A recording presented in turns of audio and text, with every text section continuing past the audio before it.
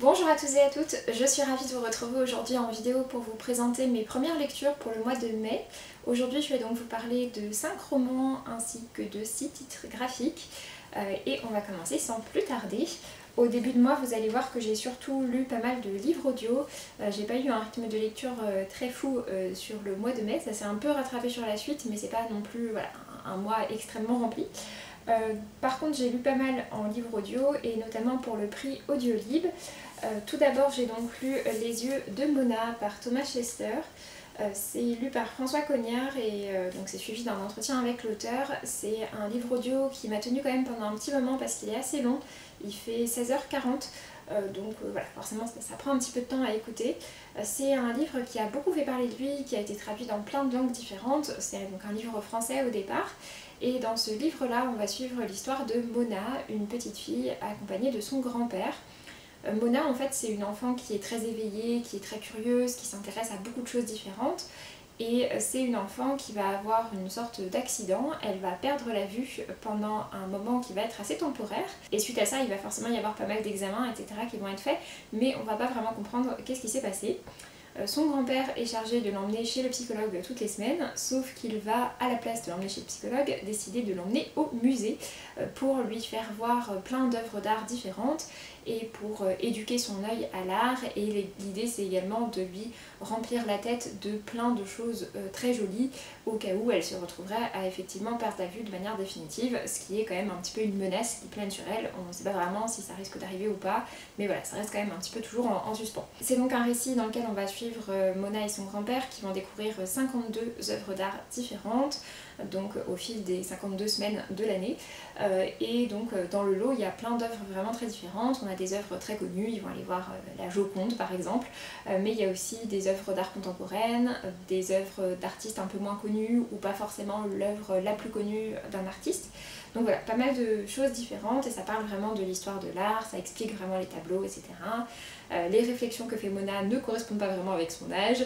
On nous explique que c'est parce que c'est une petite fille qui est très éveillée, très attentive, qui est très observatrice, etc. Mais voilà. C'est un récit qui avait des choses intéressantes à proposer, c'est une sorte d'invitation finalement un peu à découvrir l'art et à balayer pas mal d'arts différents. Mais je dois dire que j'ai quand même trouvé ça assez long. On sent quand même passer les 16h40, en papier il fait 500 ou 600 pages, quelque chose comme ça. Et puis autour de cette histoire avec les tableaux qui sont expliqués chaque semaine, on a quand même une histoire qui se tisse, un récit autour des personnages où on va comprendre petit à petit ce qui s'est passé par rapport à Mona, et j'ai pas forcément tellement apprécié ce côté-là. Dans toute la partie récit de vie, il y a certaines choses qui étaient intéressantes, mais c'est vrai que voilà, toute l'explication qui est donnée, c'est pas du tout des choses qui me parlent et ça m'a pas vraiment plu, j'ai trouvé ça un peu classique et c'est pas du tout ma sensibilité. Par contre la lecture audio est bien faite et le duo entre Mona et son grand-père est vraiment touchant, donc voilà, ça a plutôt été une bonne lecture. C'est pas mon préféré de la sélection, mais je suis contente de l'avoir découvert. Ensuite j'ai lu La promesse d'une île par Sophie Talmen et celui-ci aussi je l'ai écouté en version audio, même si je l'ai donc en version papier. Sophie Talmen c'est une autrice que j'apprécie vraiment bien, c'est une autrice qui est neurologue et qui habite en Bretagne et elle fait évoluer depuis le départ tout un groupe de personnages. Au départ donc Marie-Louise et Mathieu avec 3 romans, donc 3 tomes différents qui étaient sur eux, qui commencent avec Les yeux couleur de pluie et qui parlent de leur quotidien en tant qu'interne en médecine dans un hôpital en Bretagne. Et puis après ces 3 volumes là qui sont vraiment donc une trilogie, les autres tomes sont en fait des romans indépendants qu'on peut complètement lire indépendamment les uns des autres, mais dans lesquels on va retrouver à chaque fois des amis, des personnes qui se connaissent. Voilà, il y a toujours un lien avec ce groupe de départ qu'on avait, et pour le coup tous les autres c'est un roman unique, une histoire unique à chaque fois. Et c'est des récits que je trouve vraiment toujours très touchants, que je trouve vraiment très chouettes. J'aime vraiment bien l'écriture de Sophie Talmen, c'est toujours prenant, etc. Il y a quelques défauts, quelques petites choses où j'aimerais bien que ça commence un petit peu à évoluer. Après, je passe quand même toujours un bon moment avec. Celui-ci, c'est celui qui est sorti l'année dernière. Il y en a un autre qui vient de sortir, mais du coup celui-là vient de sortir en poche et donc également en version audio. La promesse d'une île, c'est donc une histoire dans laquelle on va suivre plusieurs personnages. Tout d'abord, on a le personnage de Yann, et Yann c'est le père de Mathieu, donc le héros de la première série. Yann, c'est un homme qui est médecin généraliste sur l'île de Groix, donc sur une île en Bretagne, et c'est le seul médecin généraliste de l'île, et du coup il n'arrive pas à prendre sa retraite, il n'arrive pas à s'arrêter, et en l'occurrence il doit se faire opérer d'une prothèse de hanche, et il n'arrive pas à prendre le temps de s'arrêter, du coup il laisse traîner ses problèmes parce qu'il n'y a pas de remplaçant. En parallèle de ça, Marilou et Mathieu ils vont avoir un ami qui va rentrer de voyage humanitaire, il s'appelle Alexis, et donc c'est un médecin urgentiste qui a fait de la médecine humanitaire et qui est très marqué par ce qu'il a vécu. Il a vécu des choses assez difficiles lors de ses dernières missions, et donc forcément voilà, ça va être lui le candidat pour... Enfin, il va être un peu poussé pour devenir le candidat pour ce fameux remplacement. En parallèle de ça, on a également le personnage de Jo, qui est un ami de toute la bande également, qui lui n'a pas fait de formation en médecine, mais qui va devenir l'assistant, le secrétaire de Yann dans son cabinet à Groix. Et puis on a le personnage d'Olivia, qui est kinésithérapeute sur l'île de Groix. Ce sont des personnages qui sont très attachants, j'ai vraiment bien aimé comment ils interagissent ensemble. La romance qu'il y a à l'intérieur, parce qu'à chaque fois il y a une romance, bon clairement voilà, on la voit venir à des kilomètres à la ronde, elle ne présente aucune surprise. Par contre, j'ai trouvé que c'était un récit qui avait quand même pas mal de surprises dans d'autres éléments qui sont présentés, et ça j'ai trouvé ça assez chouette. Et puis j'ai bien aimé voilà, les différents profils qui étaient présents, le médecin humanitaire, le médecin qui doit partir à la retraite. C'est vrai qu'on n'avait pas trop de personnages un peu plus âgés pour l'instant dans la série. Donc voilà, j'ai bien apprécié. C'est vrai que c'est un récit qui est assez touchant et qui est plus sombre qu'on le penserait. Il y a quand même des événements assez difficiles qui viennent à l'intérieur. Plusieurs choses, mais notamment un en particulier, parce qu'il est assez surprenant qu'on ne le voit pas venir. La version audio est également très bien lue, donc c'était très chouette à écouter. Je crois que c'était la première fois que je les écoutais, parce qu'à chaque fois je les lisais à peu près au moment de leur sortie. Il y a juste celui-ci que j'avais un peu plus laissé traîner. Par contre c'est vrai que voilà, ça fait déjà quand même peut-être 7-8 romans que Sophie Thalmann sort, et ça manque quand même assez cruellement de diversité. On n'a pas vraiment de personnages... on n'a pas de personnages LGBT, on n'a pas de personnages handicapés, on n'a pas de personnage particulièrement racisé, Olivia légèrement, mais voilà, c'est jamais très franc quoi. Donc c'est vrai que ce serait pas mal que ça évolue un petit peu de ce côté-là. En plus je pense qu'il y aurait quand même matière à faire. C'est vrai que par exemple on nous parle un petit peu, mais c'est vraiment en toile de fond dans certains tomes, des médecins étrangers qui doivent repasser tout un tas d'équivalences en France alors qu'ils ont déjà leur diplôme dans d'autres pays, enfin voilà, pas mal de choses comme ça où je pense que ça pourrait amener un peu plus de diversité. Et c'est vrai qu'au bout de tout un tas de romans, ça commence quand même un peu à manquer, ça commence à se voir. Sinon j'aime toujours beaucoup le travail de Sophie Thalmann quand même. Ensuite, au mois de mai, j'ai également lu Plein ciel par Siècle Valban. C'est un récit que j'ai acheté lors du festival Ouest-Hurlan qui était à Rennes, donc le week-end du 4 et 5 mai. Et je l'ai commencé peu de temps après, mais j'ai mis quand même assez longtemps à le lire. C'est aussi pour ça que j'ai pas lu énormément de romans sur le début du mois de mai. C'est un petit peu de la faute de celui-ci. Mais c'est un récit que j'ai beaucoup apprécié. C'est assez compliqué à vous résumer, donc je vais essayer de faire ça au mieux. Mais déjà, voilà, c'est un très chouette objet livre pour sa version collector, avec 3 signets à l'intérieur de couleurs, le jaspage, etc. Et c'est vraiment un très chouette récit. Dans ce récit-là, du coup, c'est un récit de fantaisie qui se passe sur l'île de la Nébuleuse. Et sur l'île de la Nébuleuse, il y a un opéra au milieu, c'est l'opéra de Plein ciel. Et c'est vraiment cet opéra-là qui fait fonctionner tout le reste de l'univers autour. Tout ce qui se passe sur l'île, le fait de savoir si les récoltes vont être bonnes, tout en fait est conditionné par comment se passent les représentations du théâtre, est-ce que ces représentations à l'opéra sont un succès ou pas. Et dans tout ça, bon, il y a plusieurs castes de personnes. Il y a tout d'abord des personnes qui s'appellent des masques, qui ont des pouvoirs qui sont liés par rapport au corps. On a ensuite les jouets qui eux ont un pouvoir par rapport aux matières, mais du coup aux objets. Et enfin on a des personnes qui n'ont pas de pouvoir. Et donc voilà, tout ça est vraiment très régi, avec tout un tas d'ordres, même à l'intérieur des jouets. Il y a les maîtres des ateliers, ensuite ceux un peu moins bien, un peu moins bien, etc. Et du coup nous, notre personnage principal, elle s'appelle Ivoire. C'est une jeune femme qui est albinos et qui est donc un jouet. Elle a donc un pouvoir sur les objets et plus particulièrement en l'occurrence sur les rubans. Ce qui l'amène donc à travailler pour des ateliers de confection, et elle va être embauchée pour aller travailler à l'opéra de Plein ciel et venir du coup travailler sur les tenues des artistes. Elle va donc être entraînée dans toute une histoire, et finalement on va comprendre qu'il y a un petit peu tout le fonctionnement de cet univers qui va être remis en question. On va se rendre compte que voilà, tout n'est pas aussi rose qu'on penserait, qu'il y a des rébellions qui existent, et Ivoire va vraiment découvrir tout ça et en même temps nouer des relations avec d'autres personnages autour. J'ai beaucoup apprécié l'univers que je trouve très riche et très prenant. J'ai beaucoup aimé également les personnages, la manière dont ils interagissent ensemble, les relations qu'ils ont ensemble. Je trouve que l'intrigue est vraiment très bien faite, il y a plein de choses différentes, mais tout s'arrange très bien, tout s'imbrique très bien à la fin pour amener des révélations qui sont vraiment très chouettes. Il y a plusieurs retournements de situation à l'intérieur du récit, donc vraiment c'était très bien. Et au niveau de l'écriture, c'est également très bien écrit, il y a vraiment un gros travail sur la langue et j'ai beaucoup apprécié ça. Par contre, c'est vrai que tout ça mis ensemble, le fait que ce soit un univers très riche, des personnages qui ont souvent plusieurs surnoms, plusieurs noms, une écriture également travaillée, c'est vrai que ça en fait un récit qui n'est pas particulièrement fluide à lire. Il m'a fallu quand même du coup peut-être 2 semaines pour le lire. Bon, il est assez long mais c'est écrit quand même assez gros à l'intérieur.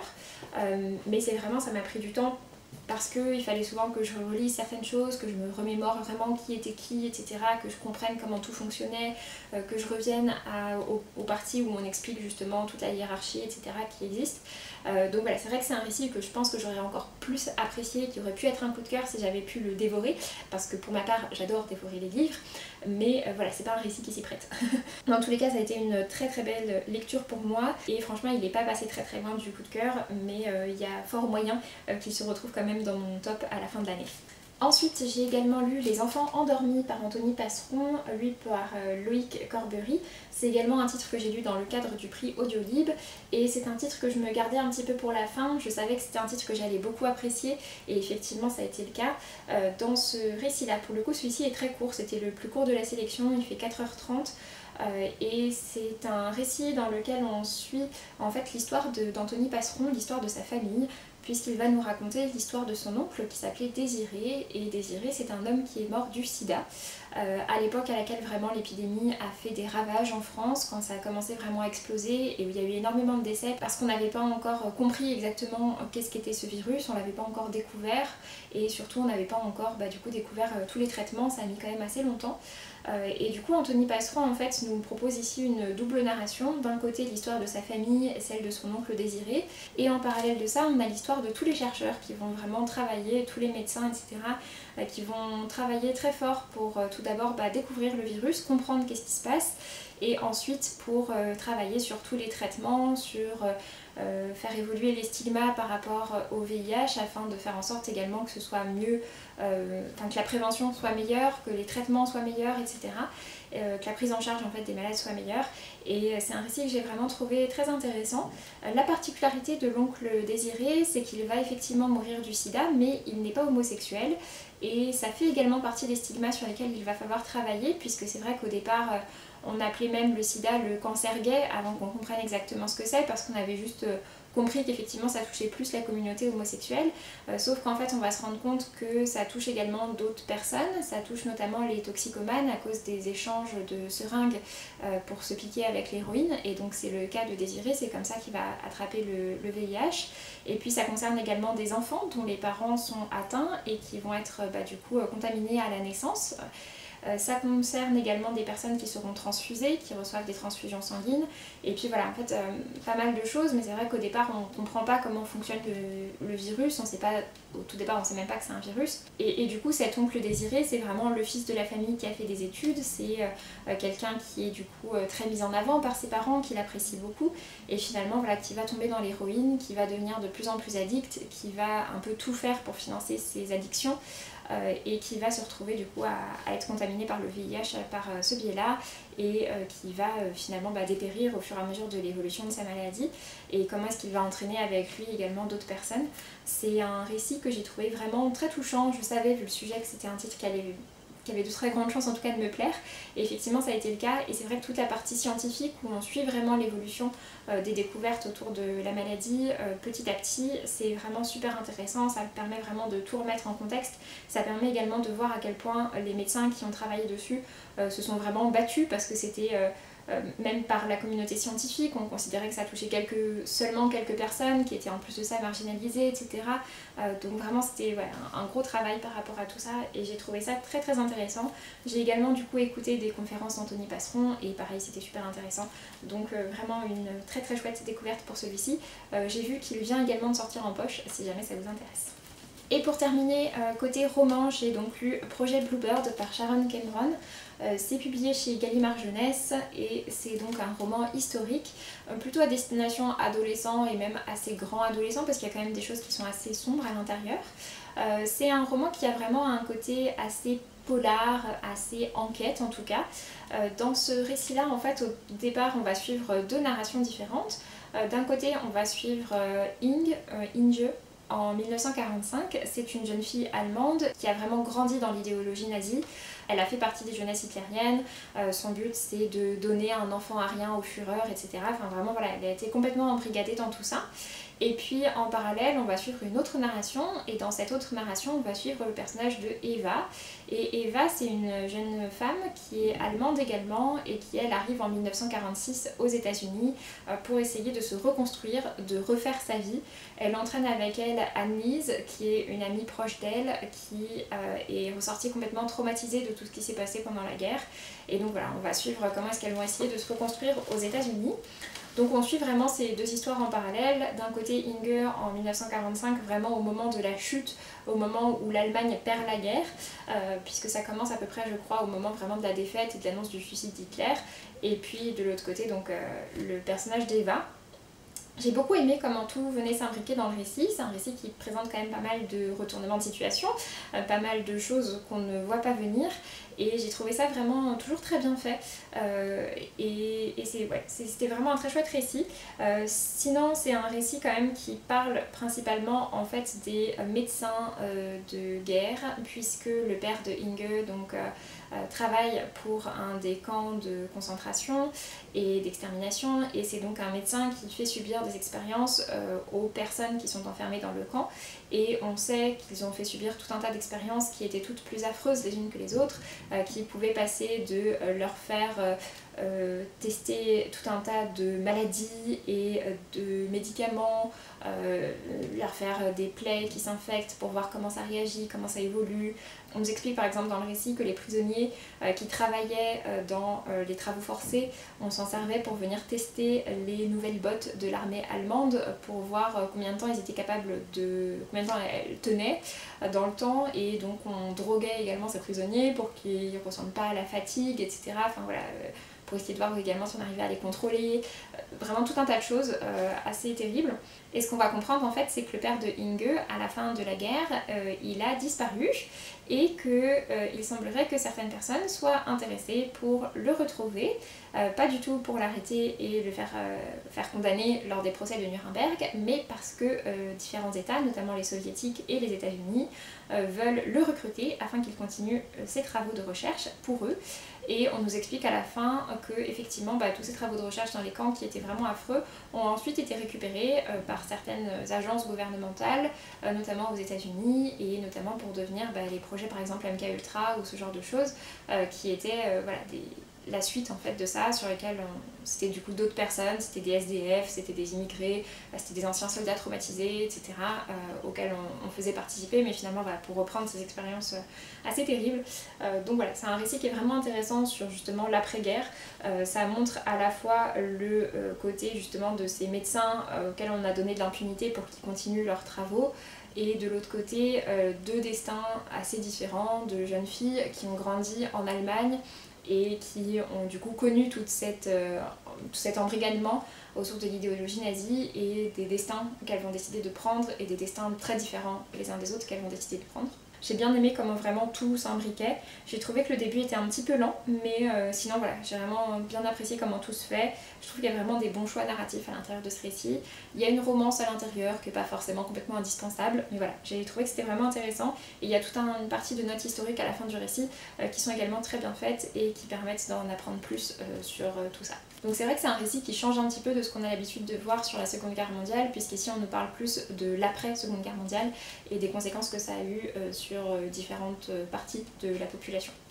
Ensuite on va passer côté graphique et je vous afficherai la plupart des couvertures à côté. Tout d'abord j'ai lu Chasseuse de fantômes, c'est un titre qui est sorti aux éditions Jungle, c'est un roman graphique jeunesse, il est quand même assez long, il fait un peu plus de 200 pages, et c'est un titre que j'ai trouvé vraiment très chouette, c'est vraiment très sympa comme récit, C'est un récit dans lequel on suit l'histoire d'une jeune fille qui depuis toujours voit les fantômes. La particularité c'est que son père est lui-même chasseur de fantômes. On s'est pas mal moqué d'elle quand elle était enfant, quand on savait que son père faisait ça, on se moque un petit peu en disant que voilà c'est un peu des clichés, il se la joue à la Ghostbusters, etc. Et elle forcément elle a dit à personne que elle voyait vraiment les fantômes, sauf que là elle est adolescente, elle est au lycée et que son père lui propose un job d'été qui est justement de venir travailler avec elle, et plus particulièrement ils vont devoir travailler sur un grand manoir dans lequel il semblerait qu'il y ait des fantômes. Ces fantômes vont les amener finalement à découvrir toute une histoire qui est liée avec l'esclavagisme. C'est un récit qui se passe en Louisiane. Donc voilà, finalement ça permet vraiment d'aller chercher tout ça, de parler de l'esclavagisme, de l'abolition de l'esclavage, des conventions sociales, des relations familiales, etc.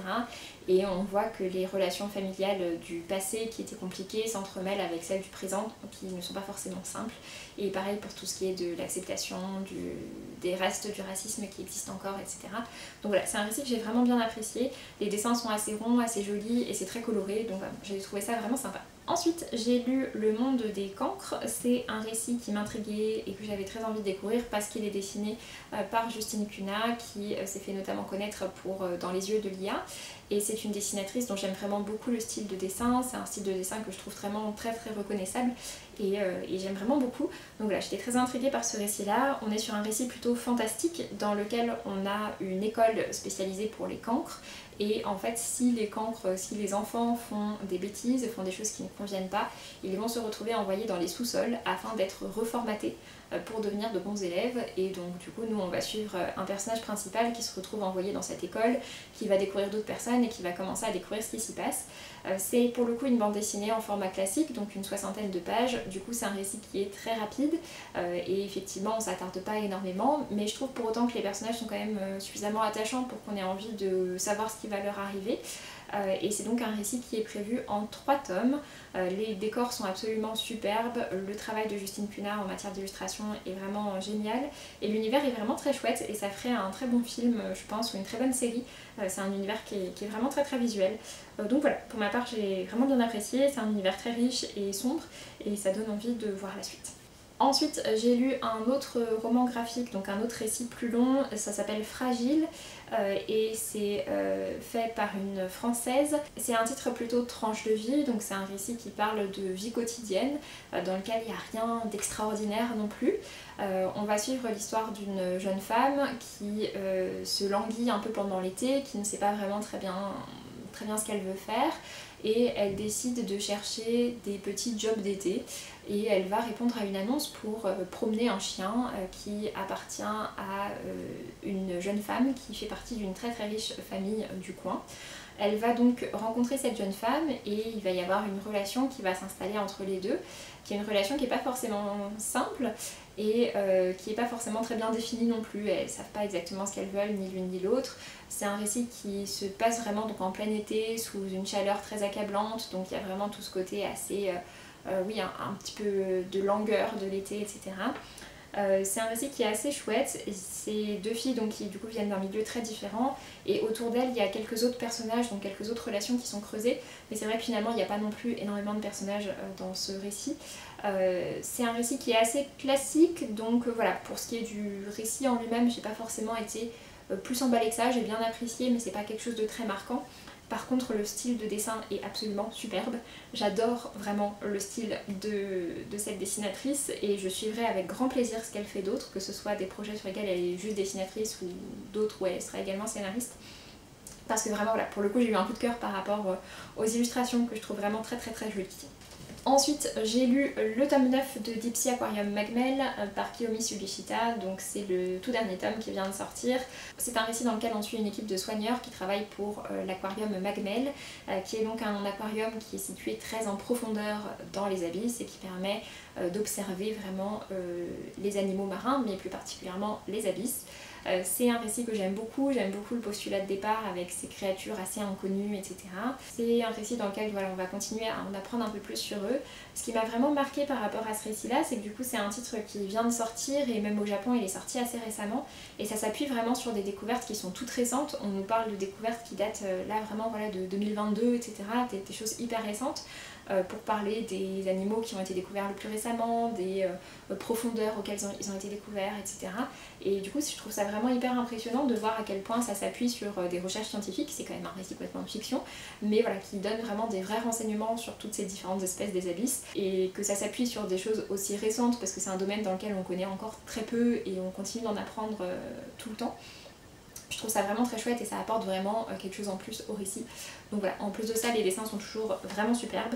Pour ma part, j'aime vraiment beaucoup cette série. Ensuite, j'ai également lu Terrible, l'enfant, la jeune fille et la sorcière. C'est une bande dessinée un petit peu longue qui fait à peu près 120 ou 150 pages, quelque chose comme ça.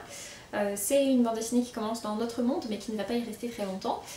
On suit le personnage de Anna qui est une adolescente et elle va perdre son petit frère Noé qui va en fait entrer dans une grotte et qui va basculer dans un monde fantastique et qui est un monde qui se rapporte aux contes. Il y a pas mal de contes différents qui sont entremêlés dedans. On a également le personnage de Baba Yaga qui est une sorcière assez affreuse. Et donc voilà, c'est vraiment un récit qui revisite les contes et on suit Anna dans tout son parcours pour essayer de retrouver son frère. C'est un récit qui est assez surprenant parce que c'est vrai qu'il y a ce côté, enfin vraiment tous les dessins sont assez typés, la colorimétrie est très belle, il y a un côté vraiment autour des contes, etc. Mais c'est un récit qui mêle des planches un petit peu absurdes et assez humoristiques avec des choses qui sont assez gore, d'autres qui peuvent être un petit peu crues. Enfin voilà, c'est pas forcément destiné à tous les publics, mais c'est un récit qui est très chouette et c'est vrai qu'il surprend quand même pas mal de fois parce qu'on a quelques scènes, voilà, du coup assez glauques qui se mêlent au milieu de tout ça. C'est jamais complètement affreux non plus, mais voilà, quand même des scènes un petit peu sanglantes. Donc c'était vraiment sympa et assez surprenent. Et du coup c'est un récit qui est vraiment prenant, j'ai bien aimé. Les personnages sont rarement très positifs à l'intérieur de ce récit. Et c'est assez chouette, et du coup le personnage d'Anna, voilà, on commence à comprendre comment fonctionne cet univers, commence à comprendre du coup justement la noirceur de cet univers. Et c'est un récit qui nous surprend jusqu'à la fin. Et j'ai bien aimé ça. Donc c'est vrai qu'il y a un côté un petit peu à la Stéphane Servan dans le traitement des couleurs, la revisite des contes, mais avec un côté un petit peu plus punch, un peu plus gore et un peu plus drôle également. Voilà, c'est assez particulier, mais c'est vraiment sympa et j'ai vraiment passé un bon moment avec. Je suis vraiment contente de l'avoir découvert. Et pour terminer, j'ai également lu la bande dessinée qui s'appelle L'homme en noir. C'est pareil, c'est un récit qui fait 120-150 pages, quelque chose comme ça. Et c'est un récit qui parle de l'inceste, donc voilà, c'est pas le récit le plus fun à lire forcément. C'est présenté sous un angle particulier puisqu'on va suivre en fait un enfant, un petit garçon qui va faire de plus en plus de cauchemars, qui a de plus en plus d'angoisse, il y a des souvenirs qui remontent mais qui sont pas très clairs. Et c'est un petit garçon qui va de plus en plus s'isoler, ses notes à l'école vont dégringoler, etc. Et il a vraiment un cauchemar récurrent, une peur panique d'un homme en noir qui le voit et qui le suit, et notamment qui est très présent pendant la nuit et qui donc voilà, amène tous ces cauchemars, etc. Petit à petit, du coup, au fur et à mesure que les souvenirs reviennent, ça va nous amener finalement à comprendre qu'est-ce qui s'est passé, et donc on comprend finalement assez vite, voilà, que c'est un récit autour de l'inceste, mais petit à petit on va comprendre exactement ce qu'il en est, qui a commis ça sur cet enfant, etc. C'est un récit, j'ai vraiment bien apprécié la manière dont l'espace sur les planches était utilisé. Le scénario est vraiment très bien, j'ai bien aimé la manière dont tout était amené. Il y a également le personnage d'un psychologue à l'intérieur, etc. Les dessins, c'est pas vraiment mon style, pour être très honnête. J'ai pas forcément accroché au style de dessin, j'y suis pas forcément sensible. Par contre, j'ai trouvé qu'ils mettaient très bien en valeur le texte, qu'ils accompagnaient très bien le texte et l'idée de ce scénario, la manière dont le récit était construit. Donc voilà, c'est un récit qui est assez important et qui est bien construit. Donc même si le style graphique est assez particulier, c'est quand même un titre que je recommande de découvrir.